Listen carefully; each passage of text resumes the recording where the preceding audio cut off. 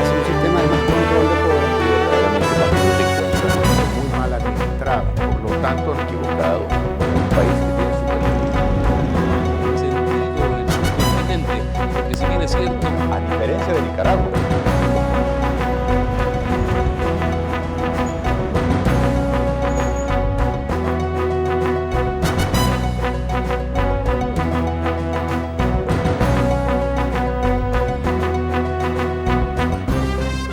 Un gusto volver a estar con ustedes en el espacio Fernando Aguayo América. Cordiales saludos a todos quienes nos ven a través de la señal de Gamma Visión en el Ecuador, por Mega TV en la Florida y por One Plus TV en el Ecuador y en el mundo. Hoy tenemos como invitado al analista político, el doctor Ramiro Rivera. Vamos a hablar sobre los diálogos entre el sector indígena y el gobierno del presidente Guillermo Lasso. La CONAIE y el Parlamento de los Pueblos están poniendo condiciones al presidente de la República. Dicen que se debe dar marcha atrás a aquel decreto para eliminar los subsidios a los combustibles y que esto debe ser antes del 11 de septiembre. La pregunta para el doctor Rivera es, ¿se puede hablar de diálogo cuando hay imposiciones previas? Bueno, Fernando, una democracia en cualquier parte del mundo no funciona sin diálogo, sin capacidad de interlocución, sin que se reúna gobierno y oposición, discutan, dialoguen y al final se concreten objetivos comunes. El gobierno ecuatoriano presidido por Guillermo Lasso está pasando más de una década de oscurantismo autoritario del que sufrió el Ecuador, de aislamiento y de corrupción total. Es un gobierno que está abriendo las puertas a la esperanza, a la recuperación de la institucionalidad, ha comenzado enfrentando con éxito el tema de la pandemia. Y entonces es importante en este caso que los líderes indígenas sean generosos, abiertos y como cualquier otro sector ecuatoriano, importante por cierto, vayan sin las armas de la intransigencia, sin los radicalismos y sin actitudes belicosas. No puede un dirigente indígena, menos con los antecedentes del señor Issa, poner condiciones al gobierno y al Estado. Su actitud ha sido descomedida, no ha sido una actitud generosa y democrática. Sin embargo, me parece que con el talante que tiene el jefe de Estado, él insistirá por todos los canales para tener un diálogo fecundo, un diálogo positivo, sobre todo en el que se comprenda que no hay una salida a la crisis sin un gobierno que tenga apoyo en la esfera parlamentaria y comprensión en sus políticas económicas y sociales. Pensar que en el futuro puede haber diálogo con alguien que ahora pone condiciones y que en el pasado lideró acciones violentas, se torna difícil. El problema de fondo es, diríamos, el hecho de que este dirigente indígena, me refiero al señor Issa, es un hombre todavía encadenado a los dogmas del pasado. Es un hombre que cree que la cortina del muro de Berlín todavía existe, que hemos retornado a la Guerra Fría de los años 60, y es un hombre excesivamente radical. Él escribió un libro que se denomina El Estallido, donde su discurso ni siquiera es mariateguista, es un discurso hiperradical que es una exaltación a la violencia, a la ceguera y al dogmatismo. Él no cree en la democracia representativa, en la democracia plural, en la diversidad y en la tolerancia. De tal manera que si esa posición de radicalismo extremo sigue gobernando la conducta adolescente del dirigente indígena Issa, va a ser muy difícil el diálogo. Debemos pedir una dosis de cordura, de sensatez y de ubicación. No todos los dirigentes indígenas son dogmáticos. Hay dirigentes indígenas con mayor formación democrática que, sin perjuicio de defender su identidad y sus legítimos intereses, comprenden que esta es una sociedad plural, que se puede construir una democracia con identidad plural y global, y no necesariamente imponer un esquema. Yo quiero extrapolar sin el riesgo de correr en exageraciones. Daría la impresión que el dirigente indígena ecuatoriano tiene ciertas similitudes con el comandante Marcos del Ejército Zapatista Mexicano. Su vía es la violencia, su opción es la radicalidad, su sueño es sembrar violencia e incertidumbre. Con esa conducta no se puede contar. Yo sé, Fernando, que en democracia hay que tener mucha tolerancia al extremo de tolerar aún a los intolerables. Pero hay personas que no juegan con las reglas de la democracia, sino juegan con las reglas de la intransigencia, de la violencia, de los extremos, y que al único que apuntan es a desestabilizar y a perturbar la convivencia democrática. Hay que hacer un exhorto público al señor Issa a que se serene, a que tenga paciencia y se dé cuenta que él representa un grupo importante, pero que no es la nación toda. Y recordarle que es el señor Lasso el que ganó las elecciones con su programa de gobierno de apertura, de inclusión, de reactivación, en el que tienen que conjugar y asistir el Estado, la iniciativa privada y con una política de apertura. Luego que el Ecuador pasó 10 años, diríamos, aislado del mundo y como miembro del club de los chicos malos del mundo. Queremos ser optimistas, pero el pesimismo ronda porque salen de las propias expresiones de la CONAIE y del señor Issa el hecho de que si no hay una reacción positiva del gobierno a los pedidos de la CONAIE, entonces ellos van a ir a la resistencia, esto es calentar las calles. ¿Se debe permitir esto, doctor? Las discrepancias, la protesta y el derecho a la movilización son los valores, Fernando, asociados a la democracia. Pero no es democracia el pretender ocupar las calles y las vías con un tumulto para que sustituyan el voto popular. Eso no es democracia. Eso puede llamarse democracia callejera, se puede designar como democracia del tumulto o como los intentos del golpe de la calle. Una nación y un país no salen si sus actores no tienen capacidad de encontrarse en un punto en el que, renunciando a los extremos, abren una amplia avenida de consensos, de pluralidad y de bien común. No tiene sentido la oposición del señor Issa, porque está demostrado que el subsidio específicamente al diésel, primero, beneficia a los que más tienen. Segundo, al contrabando. Y tercero, al narcotráfico.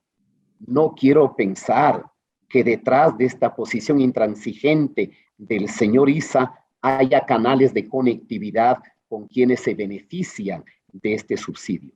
Además, este momento está funcionando una comisión, y el presidente lo ha dicho con absoluta claridad, que hay un organismo técnico, una consultoría internacional que está estableciendo los detalles, los dispositivos, los elementos que permitan tener un subsidio que evite a su vez las distorsiones ulteriores o el mercado negro.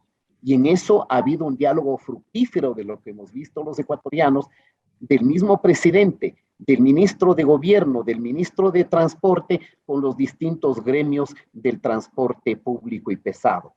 Está claramente demostrado por parte del presidente Guillermo Lasso que tiene un profundo sentido de la democracia, de las libertades y del respeto a la Constitución. Y es por esto que él ha hablado del Ecuador del encuentro y ha fomentado este tipo de diálogos. Pero con alguien que siente que también es presidente, como el señor Leonidas Issa, ya lo hizo en el pasado el señor Vargas, dijeron que también eran presidentes y se ponían a la par que el primer mandatario. Con ese tipo de actitudes, ¿cree usted que el gobierno debe insistir en los diálogos? Nosotros pensamos que por un lado está bien dialogar, pero por otro hay que gobernar y hay que tener autoridad. ¿Cuál es su criterio, por favor, doctor? Con apertura, pero también con firmeza. La firmeza que se deriva de la democracia, del Estado de Derecho, del imperio de la ley y de un programa de gobierno que el pueblo ecuatoriano lo avalizó en el proceso electoral. La CONAIE es una organización social importante y respetable, como cualquier otra organización. Por cierto, no es homogénea, y el señor Issa no puede erigirse una especie de cacique, ya no solamente de los pueblos y nacionalidades indígenas, sino una especie del nuevo cacique del Ecuador.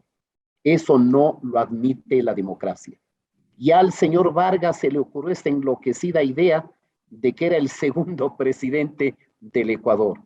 El señor Issa debe ocupar su sitio. Y su sitio tiene que ganarse con el respeto a las reglas del juego, con el respeto a la paz, sin ultimátums, sin actitudes groseras y descomedidas, porque es evidente que la intencionalidad del señor Issa no es llegar a acuerdos, es incendiar, es inflamar las pasiones, es generar perturbación. Ese es su objetivo. Y ahí el presidente de la República, que en este momento tiene más del 70% del reconocimiento ciudadano, y eso se llama credibilidad, y eso es legitimidad, tiene la suficiente legitimidad y autoridad democrática para señalar por dónde el Ecuador debe irse, respetando las reglas, los poderes del Estado, la independencia de los poderes y las libertades. El señor Issa tiene que serenarse, tiene que moderarse y tiene que madurar, porque lamentablemente su actitud es de un adolescente jugando a la política.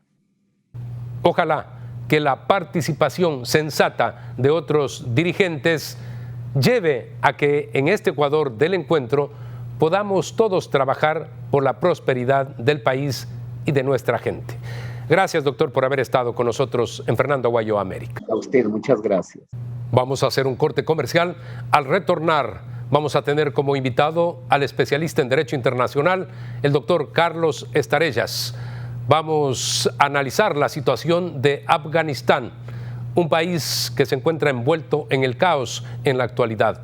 Lamentablemente, hay varios muertos por todo lo acontecido, especialmente en el aeropuerto de Kabul. Vamos a la pausa, retornamos.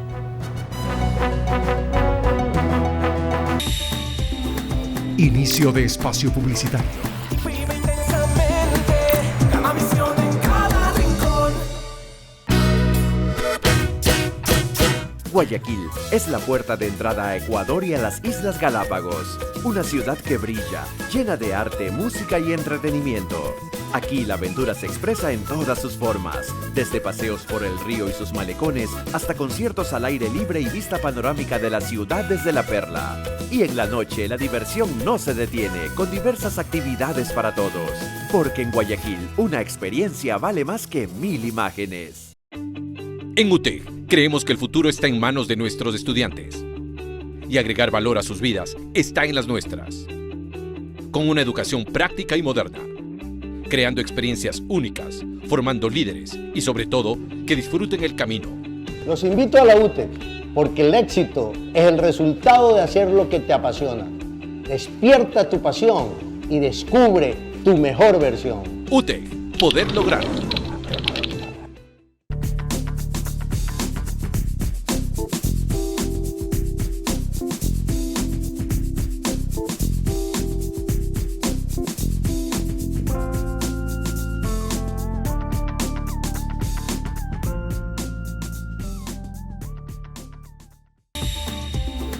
Fin de espacio publicitario. Vive intensamente, cada misión en cada rincón.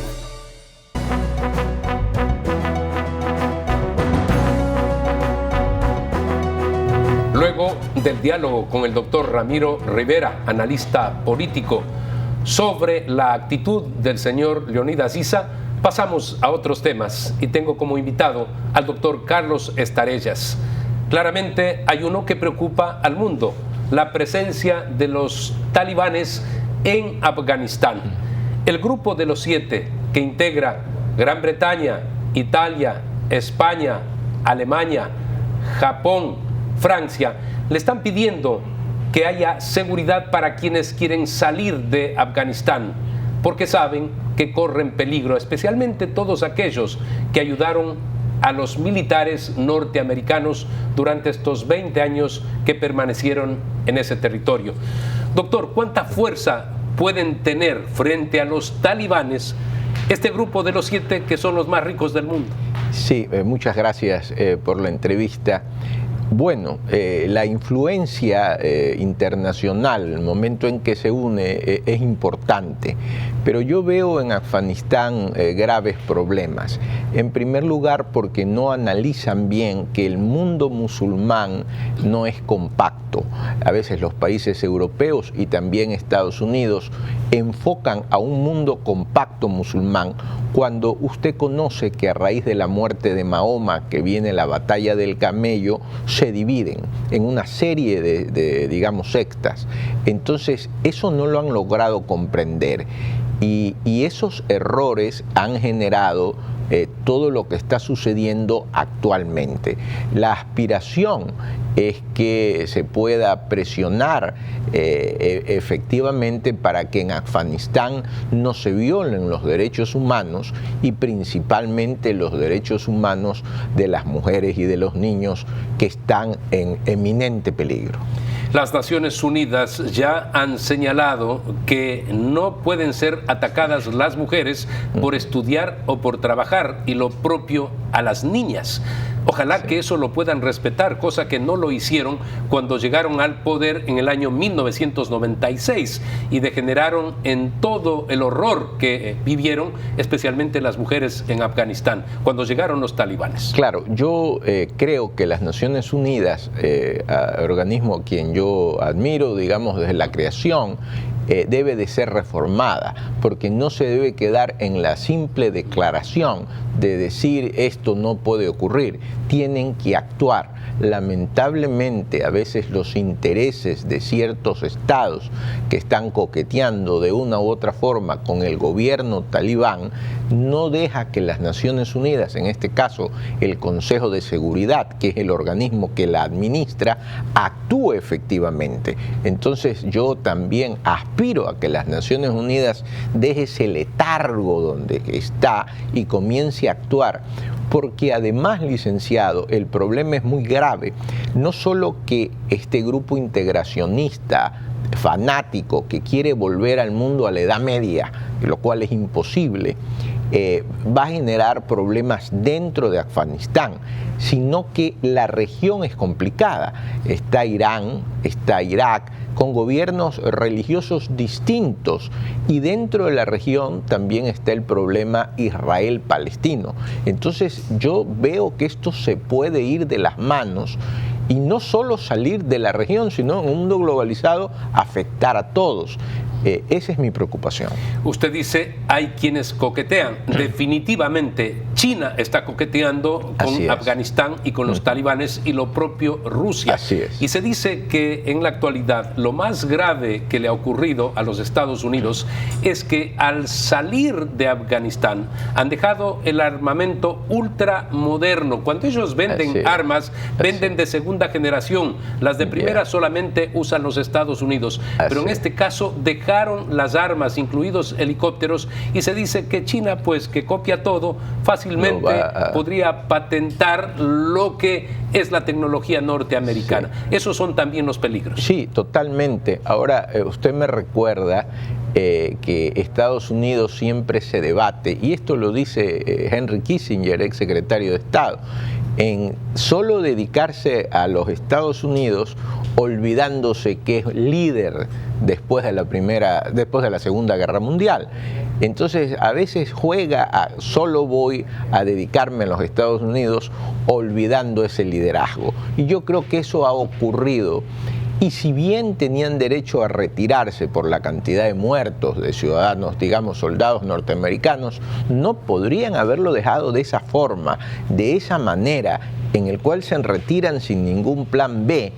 en el cual en 20 años han querido erróneamente trasladar sus valores a un lugar que tiene otros valores religiosos y donde han tenido una guerra de guerrillas. Entonces debieron ver una acción, una salida por la cual los talibanes no lleguen tan pronto al poder y dejar a la población en esta situación tan grave en que está Afganistán.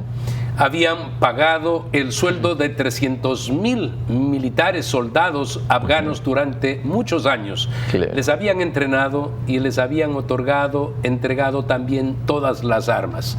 Claro. Y sin embargo, el día que salen los soldados norteamericanos, lo que hacen estos soldados afganos es entregarles a los talibanes absolutamente todo. Esa fue la falla, porque cuando terminó la Segunda Guerra Mundial, bueno, Estados Unidos dejó bases, por ejemplo, en Alemania, por supuesto en Japón y otros países europeos. Hoy no lo hicieron. De hecho, me recuerda usted que en la Segunda Guerra Mundial, pusieron bases en todos lados, incluso en Latinoamérica, incluso en el Ecuador. En el Ecuador pusieron una base en Salinas y otra base en Galápagos. Y algún mecanismo debieron de haber tenido en Afganistán para no tener esa retirada que desde mi punto de vista es un fracaso, porque le permite a los talibanes volver a tomar el poder en una región, como vuelvo a decir, muy complicada, y que podrían generarse una serie de actos terroristas, etcétera, que ojalá no se den, ¿no? Tenemos que hacer una pausa comercial. Inmediatamente retornamos para el último bloque en este programa Fernando Aguayo América. Estamos con el doctor Carlos Estarellas, especialista en Derecho Internacional.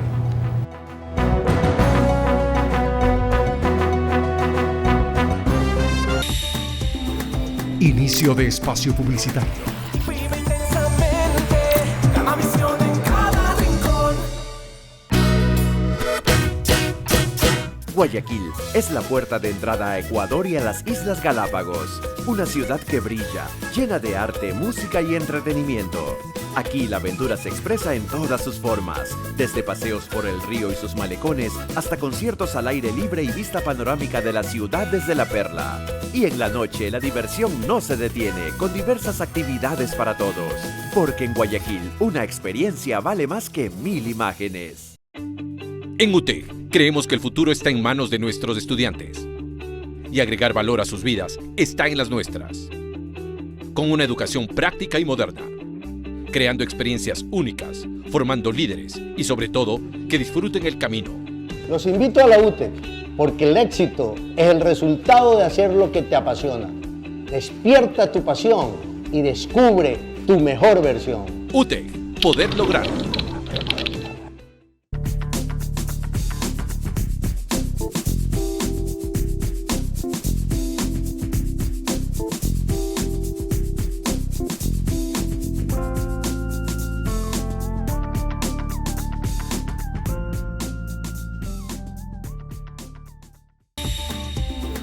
Fin de espacio publicitario. Vive intensamente, Gamavisión en cada rincón.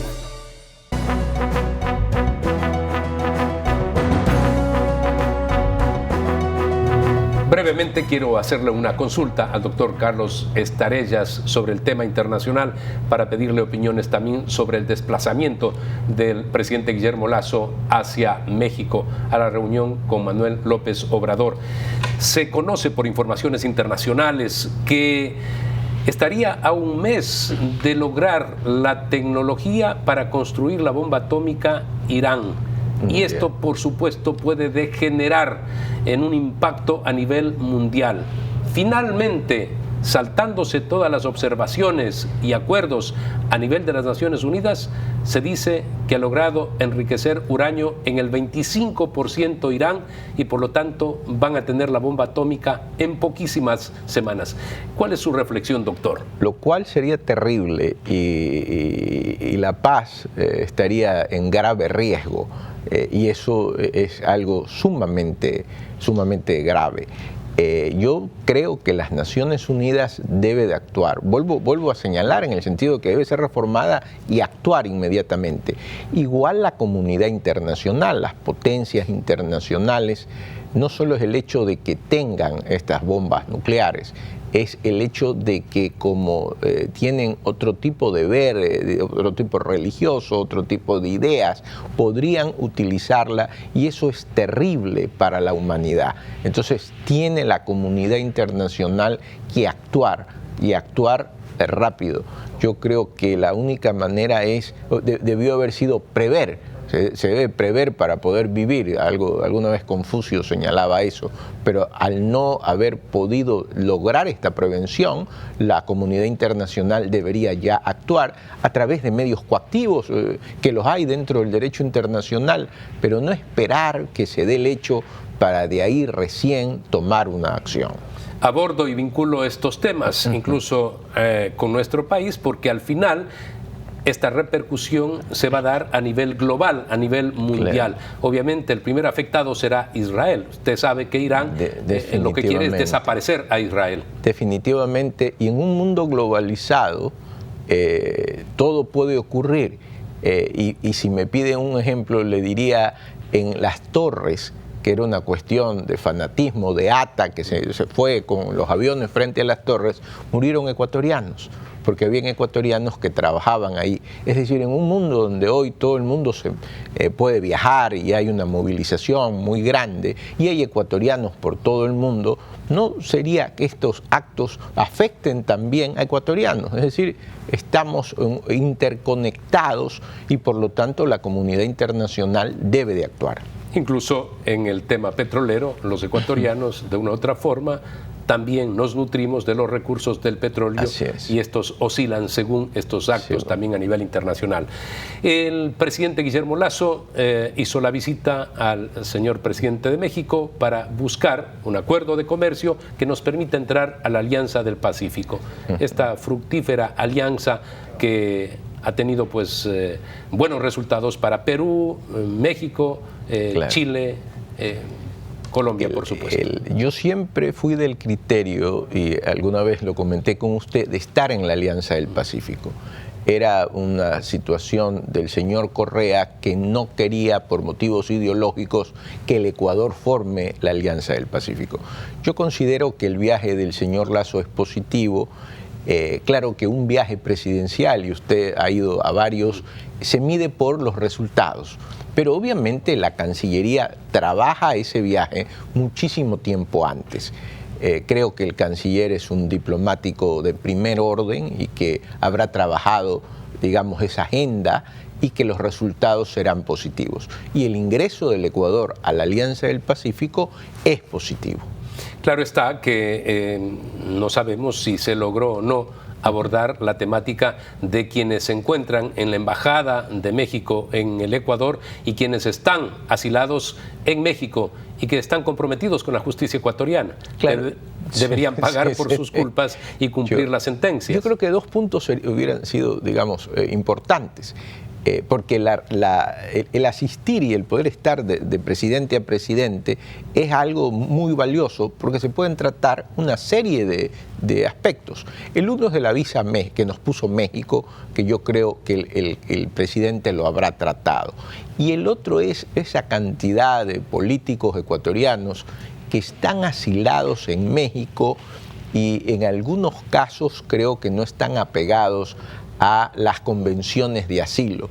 Entonces, ojalá el presidente Lasso haya tratado esos temas. Y se pueda resolver esto que en definitiva es una burla para el país. Así es. Porque tomarse un avión y salir del Ecuador para no pagar frente a la justicia es una burla a todos los ecuatorianos. Sí, es una burla para el país y además es una falta de desconocimiento internacional porque las convenciones hablan de perseguido político, no de alguien que esté iniciado, digamos, o perseguido por un delito común, que es una cosa totalmente distinta.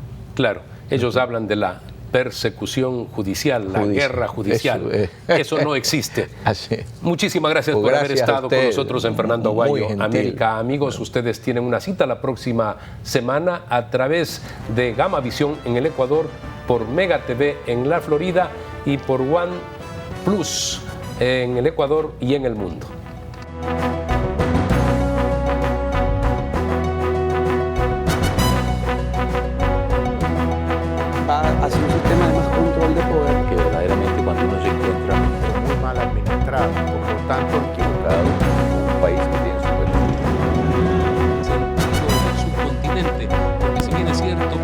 independencia de Nicaragua.